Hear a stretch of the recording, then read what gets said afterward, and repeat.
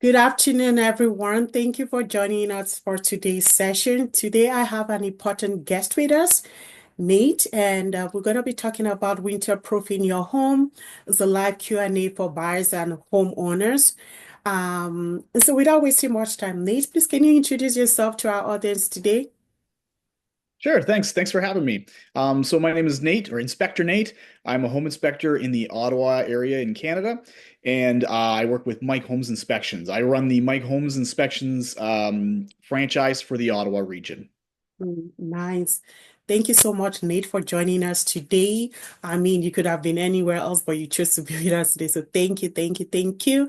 My My pleasure. name is Lilia Yamabor. I am a mortgage agent level two with Pineapple. I'm also the co-founder for Get Home Mortgage. So I help clients, especially first-time home owners, first-time home buyers and investors, purchase their dream home, refinance, re-strategize, and help them get mortgage financing. So mortgage financing is not just about getting the best rate out there. It's also about getting the best mortgage product and also how to build wealth, save thousands of dollars, and engage in strategic planning. So I do all that, okay?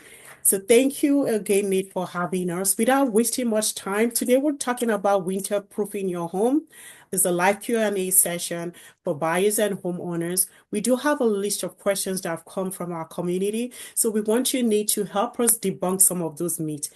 A lot Sure. of times clients come in and they say, oh, is winter really the worst time to buy a home? Can you trust a home inspection when everything is buried in snow? Isn't it better for us to wait for the summer before we engage in buying a home or doing a home inspection? Do we really need to even worry about maintenance right now? So Nate, can you just help us? Can you really trust a winter home inspection, or is it really better for them to wait for summer to buy and then do the home inspection at that time? So that's a great question to start off. Obviously during the winter, especially in a Canadian climate, we are going to deal with a few limitations that we wouldn't have during the spring, summer, fall, where the ground might be covered in snow, the roof might be covered in snow. So there's some things that we might not be able to see. However, there's still a lot of value in getting that home inspection. The roof is the biggest thing that comes up. People ask me this all the time. Oh, how are you going to see the roof? It's covered in snow. Yes, that's part of it. There's sort of three factors that we look at with roofing, predominantly the age of the roof, the condition of the roof, and the performance of the roof. We might not really be able to see the condition per se. Sometimes, especially people who are responsible sellers will have done some of their pictures prior to the snowfall, and so you have a little bit of context, but we might not be able to see all of it. Even if we can see some of it, that's helpful. But the main thing is, how is it performing? How is it performing? I can usually see from the attic, which is good. So if we have good attic access, we can make sure, is it leaking? Is there any signs of deflection? That kind of stuff I can still see. So as long as I have good attic access, I can do a lot of that roof inspection still. And then the age is going to give you a good indication of the just the wear and tear on the shingles, unless you have weather events that are damaging them. Usually there is sort of an expected lifespan that they're going to kind of live out through that period. So we can get a pretty good estimate, and then by looking from the attic, we can see. Even on the outside, there's still some things that we can tell. It's the same idea. Like sometimes people say, "Oh, well, what about when it's raining?" Well, when it's raining, sometimes we can see how the moisture or the rain management is working, and that's the same with snow. We can see if we're going to have problems with ice damming on the roof and stuff like that that can cause problems. So some of those things we can't tell as well if it's not winter. So there's a benefit and a drawback to both. It's still better than not having a home inspection and going in blind. That would be my recommendation. Obviously, I'm a little bit biased, but I find that we still are able to uncover things for buyers to help them make an informed decision, even if it's winter. Amazing, amazing. Okay, so as a mortgage agent, I've seen clients come to me and they'll come with their purchase sale agreement, right?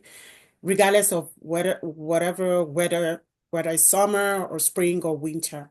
And in the purchase sale agreement, there'll be some clauses in there. It could be, oh, would obtain financing, condition to financing in 10 days. And the one that worries me is when I see home inspection waived. Do you advise a client to be waiving that home inspection? Because some people, and I've asked a lot of times, some people will be like, oh, because you have to engage in bidding wars, so it's better we just take that so that, the seller can consider us.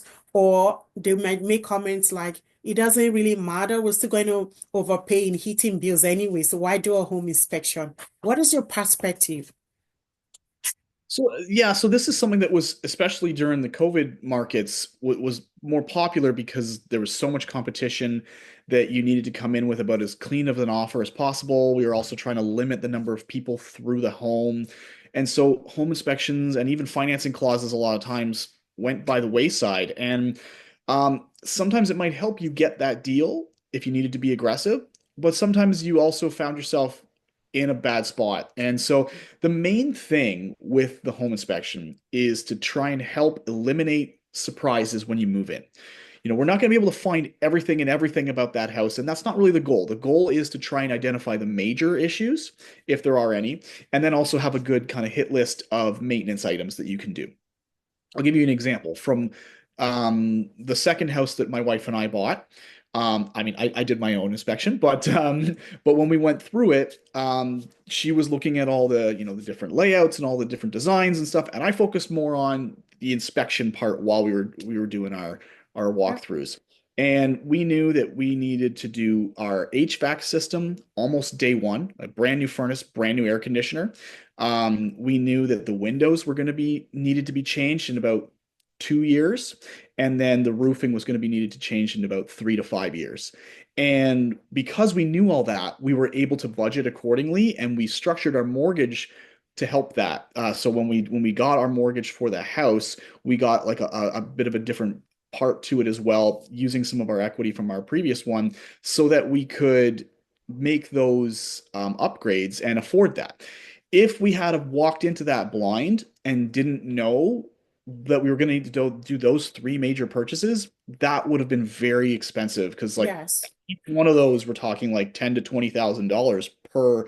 And if those are surprise, like not many people can take like a $10,000 to $20,000 surprise expense and just swallow it and be like, well, okay, I guess that's fine. Like that's going to affect your life, your financial situation for sure.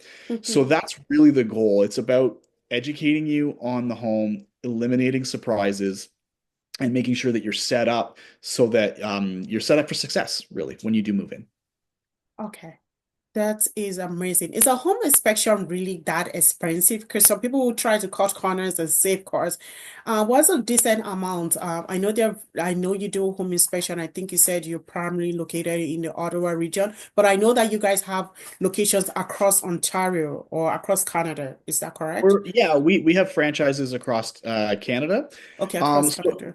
so pricing for it definitely, can vary a little bit regionally, but mainly it's going to vary by size of the house. And Mm-hmm. I usually most home inspections are going to be in the neighborhood of like $500 to $600 or so, and then there Okay. might be ancillary services on top of that if you need additional things, such as for a country home, if you need to inspect septic or well, stuff like that, wood burning appliances, those are extra. But a basic kind of home inspection would probably be in the $500 to $600 range, somewhere Mm-hmm. in there, depending on your area. Okay. So thank you so much for that, for giving us such an idea about the budget. One thing I just want to ask, when you're doing a home inspection, apart from all those maintenance checks you've mentioned, I just want for the purpose of our audience, do they get a report, of things that needs to be fixed, things they should watch out, things that you should go back to the seller to be discussing, or how does it work? Great question. So, I will start by saying this can also vary a little bit by your region because like I'm in Ontario. In Ontario, home inspections are not licensed. There are some governing bodies that set out standards, which I do belong to, and so I follow those standards. And then, of course, with Mike Homes Inspections, we have our own standards over and above that. But in Canada, there are only two provinces right now that have licensing, which is British Columbia and Alberta. And there's some talk of other provinces adopting it, but they don't have that yet. So the requirements are a little different, which means it's important to know who your home inspector is and make sure that you're going to get a good quality product from them. By that, I mean, yes, you absolutely should get a report. So when I finish my inspection, it's usually 2 to 3 hours on site, depending on the size of the home and the condition of the home. And if the clients are there, if they're, I always encourage them to come with me.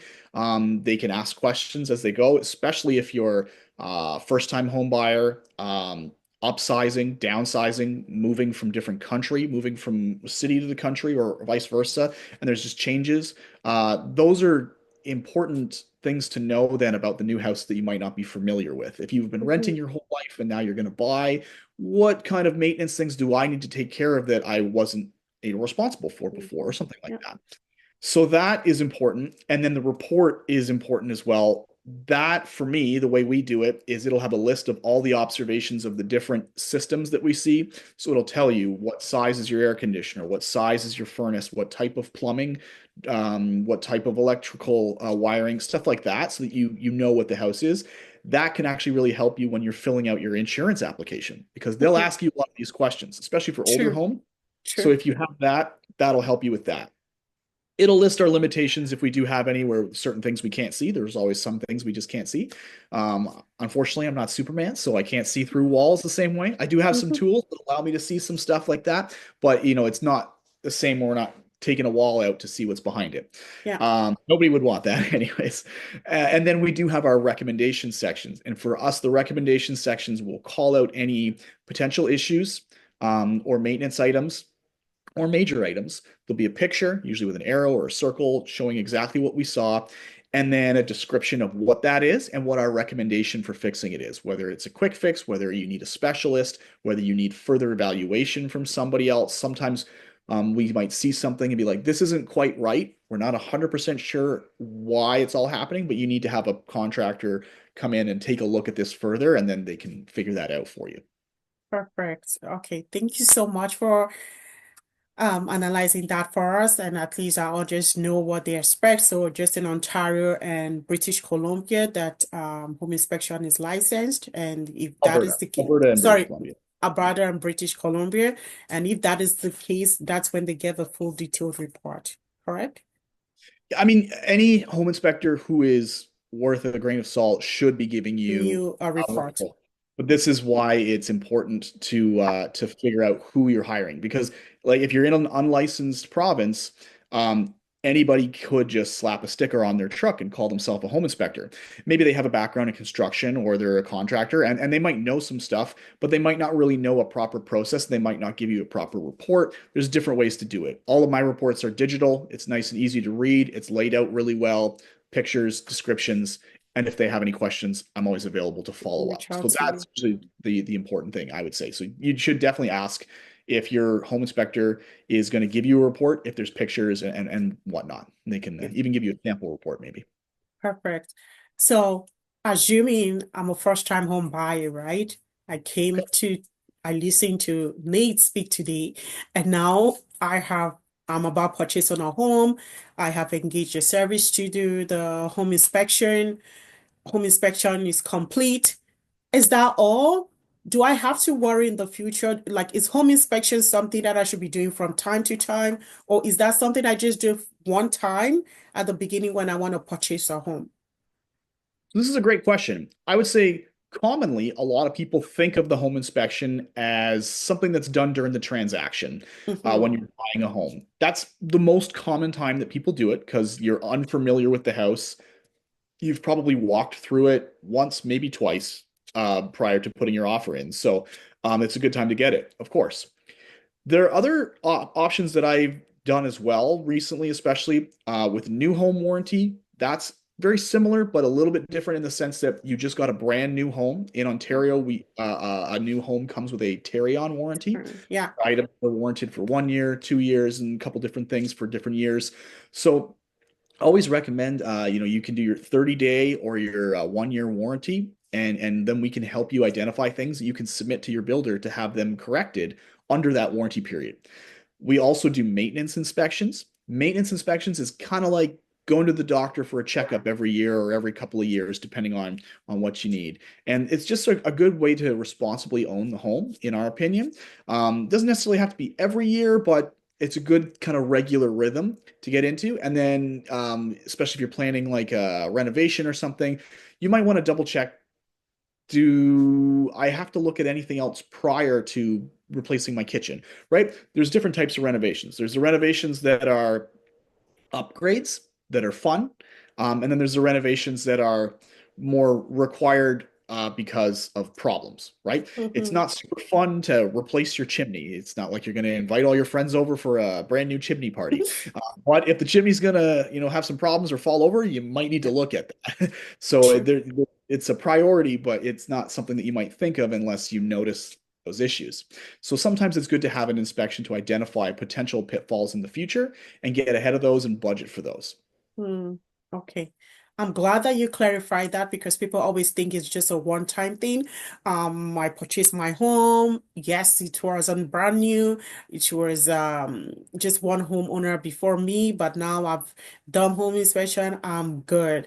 And then down the line, they start getting issues and they're like, oh, but I did home inspection how many X number of years ago.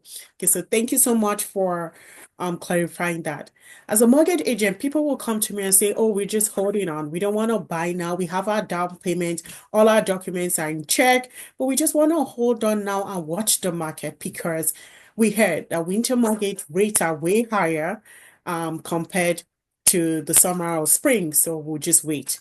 I just want to try and debunk that myth right now that there is no such thing as winter mortgage rates are higher than other be it summer or spring. It's just the same way people say, oh, when is the best time to enter the real estate market? The best time to enter the real estate market was yesterday. But if you were not ready yesterday, as soon as you're ready, it's better you enter into the market and then build from there, regardless of how small it is, regardless of if you're able to buy in your immediate city, be it an investment property, maybe at the outskirts, whatever you can afford to buy, it's better you just enter the real estate market and you can build from there. Okay. Um, the other question that came in was energy efficiency upgrades are too expensive, so we don't need to bother with it right now. What would you say regarding that question? So that's a good question because there are energy efficiency. There's different ways to go about this, and um, one of the things now I can only speak for Ontario, but one of Yeah. the things that I like to talk about is the various energy rebate programs that Ontario usually has. I think the Yes. program's on pause right now, and we're also just heading into an election cycle, so it'll probably come after the next government is sort of settled, but. There is usually some energy programs where you can, most recently it was upgrading to a heat pump or attic insulation is usually in there as well. Stuff like that. Sometimes spray foam or like sealing up gaps can help a lot. The energy efficiency is going to be different on every home. It's going to probably be more extreme differences with an older home that wasn't as energy efficient, whereas some of the newer homes are usually built to much higher standards with regards to energy efficiency.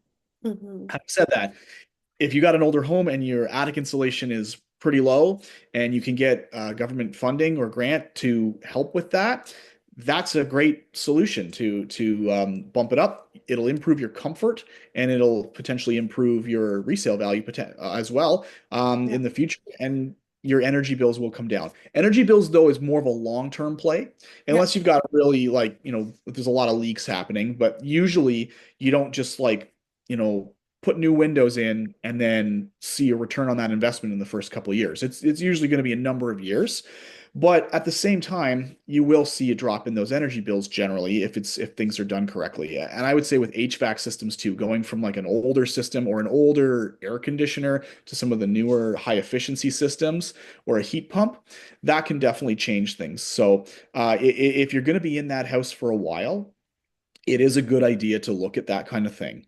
Mm. And if there are government options in play there to as like bursaries or grants or whatnot, those programs can be pretty helpful. And you can get an energy audit from a professional energy auditor. They can take a look and they measure everything. And then when they do the upgrades, they come and they measure everything again to show the difference. And then that's kind of a neat way to see that. Okay. Thank you for clarifying that.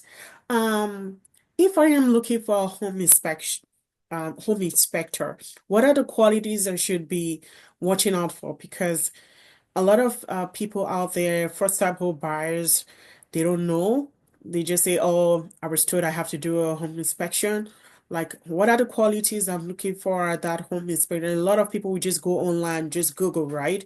And just ask on the phone, "Oh, I want to do a home inspection on my property. I want to purchase. I'm a first-time home buyer." So if you could just, highlight some of the things we should be watching out for when we are talking or discussing with a home inspector to come and do an inspection for our home. Yeah, so one of the things that, and this is not just with home inspections, but with all the ways that we shop, is just as humans, we tend to price shop. We tend to Yes. look at the price tag and be like, I want to pay as little as possible. Of course, I want Mm-hmm. to too. I totally get it. The main reason that I would avoid the cheapest home inspector is the same reason I would avoid the cheapest of any type of brand of anything, right? You do get what you pay for. So when Yes. you're looking at credentials, I would want to see, especially if you're in majority of provinces where there is no licensing, I would want to see, are you, what are your qualifications? What's your background?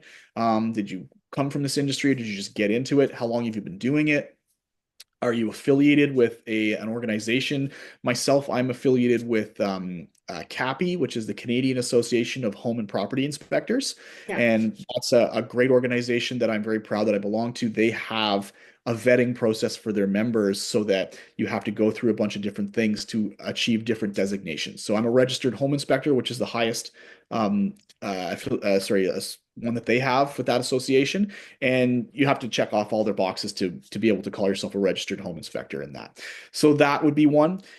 Insurance, they should be insured. If your Yeah. home inspector is not insured, then I would question if they're really running a legitimate business. Mm-hmm. Um, I've never been sued. I've never had problems with that before. But in the event that something ever was to happen, Happens. I have that coverage so that Yeah. you feel safe and I feel safe as well. And any professional in any industry usually is either required or should have some type of insurance. So if you belong to these organizations too, like CAPI, they do require proof of insurance. So that's a big one for me. And then also, you can ask to see a sample report. That's not that's totally fair to ask. A lot of inspectors will be able to provide a sample report so you can sort of see what to expect and ask them Okay. any questions about the specific type of house or whatnot too. Like a lot of inspectors are pretty flexible, but sometimes if it's a little more of a unique home, not every inspector might be as comfortable doing a century home out in the country or maybe an older home in the downtown core of the city that's like a heritage type location.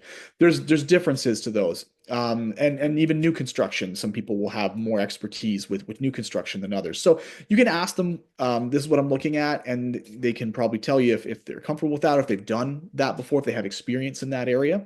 But those are the kinds of things I look at. So experience in their education, their background, insurance, and any professional affiliations, and then ask to see a sample report. Hmm. Thank you so much. I have never thought it was okay to ask for a sample report. I I wouldn't have known if you didn't even mention it today. I just thought like one could just call, ask a few questions regarding their background, insurance, and their experience, and if they have any affiliations. But I didn't think you could ask. So when you're providing the sample report, I assume that they will blank out, the client's details and just, or Oh just a yeah, template of whatever they've done. yeah. Like for I can't speak for other inspectors, but generally that's the thing. Like obviously we're not allowed to share a client's report, so I Yeah, wouldn't just send you the last one that I just did for somebody else. of That's a course. privacy breach. But we would send. I have one that's prepared that is like of a house that was allowed me to do this. Somebody that I knew for a sample purposes, and then yeah, there's no personal details in there, and it's just sort of showing if I did an inspection in this house, this is what the report would look like, and then you can kind of see what we're working with. Okay. So if an inspection is done on my home and there's some things that come up, is it worth fixing at that time, or is it something I can say, oh, I'll just wait till next spring? Well, it all depends on what it is. And so a good report will label any recommendations that we have. It will say, what's the issue? What are the implications? And what is the recommendation with a timeline? So is this regular maintenance? Is this an immediate fix? Like Mm-hmm. say the shower is leaking and we notice that there's water like in the walls or that's immediate. Like you want to get that fixed before you use that shower again, ideally, because you're going to have water is the great destroyer, right? Like the Yeah. longer you leave it alone, the more it's going to destroy. If there's maybe some issues where some caulking, that's very common. We're looking at the windows outside. There's some gaps in the caulking. It's cracking. It's older. It needs to be replaced. Are we going to do that now? No, we actually need to wait till it's seasonally appropriate because you can't apply caulking in the wrong temperatures. It doesn't take properly. So Yeah. yes, that one you would maybe defer to say part of your spring maintenance, but you've got it on your list for the spring. Whereas something like a leak, you're not waiting until the spring for that. You need to take care of that now. Okay. Perfect. Thank you so much, Nate. So for those of us that are joining us, or for those that will be watching the recording, Nate has been so kind to share with us winter home maintenance checklist. I can share it with everyone through your emails and just things you should watch out for. So thank you so much, Nate. I'm gonna see if we have any other question. Uh, I think that is all about it. Do you have any final advice for before I let you go? Do you have any final advice for anyone out there, be it a first-time home buyer, a home investor, anything? Yeah, I mean, I think no matter what point you're at, the team that you're working with is very important. So, I always recommend get a great realtor that you trust, a great mortgage broker that can help you with your financial situation. Exactly. Um, and a good home inspector. And then you'll need a lawyer for the actual transaction. But leading up to that, those three people are going to be key in helping you make that decision. I always recommend people, especially buyers, really work with a good realtor that they trust who can really Yes, help them because it's always good to have somebody who has their finger on the pulse of the market so that they can really let you know, is this house priced properly? What about this neighborhood? Like there's a lot of questions that come up that you need to talk to people who just deal with this day in and day out. And so a good realtor is usually one of the first places you want to start. Mortgage broker is a good one too because you do need to get pre-approved before you start shopping for houses. exactly. Yeah, yeah, and a lot of realtors aren't going to take you around to see houses if you don't have that in place. Yeah. And then also like having that home inspector ready to go is a good key thing. So get a good team in place, and yeah, you'll be in good shape if you got people that are trustworthy, knowledgeable, and have your best interests in mind. I echo everything you said, Nate. So first of all, you should be talking to your mortgage broker before you even start anything. Several times I see clients that will come with an MLS listing, or they've actually gone ahead to sign that purchase sale agreement, and they say, "Oh, I already purchased the home. Now I need to figure out financing." You've got it twisted the other way around. First of all, you don't even know if you are going to be approved for that home. You just sign an agreement for 600,000 house. Your credit score, no assessment has been done on your profile. You need to be speaking to your mortgage professional first. And they're going to do what we call an assessment. They're going to check your credit score, your income, um, what your employment looks like. Are you full-time? Are you part-time? They're going to do the budget for you. This home that you're trying to purchase, do you even have the budget for, right?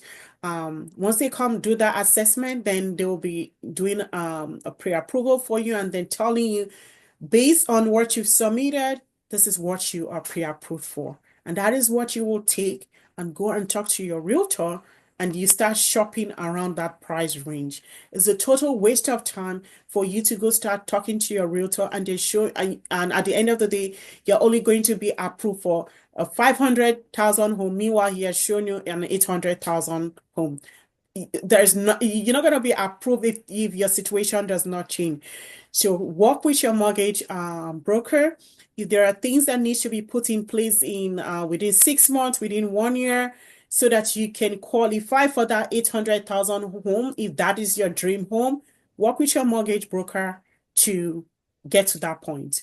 Again, I echo what you said, Nate.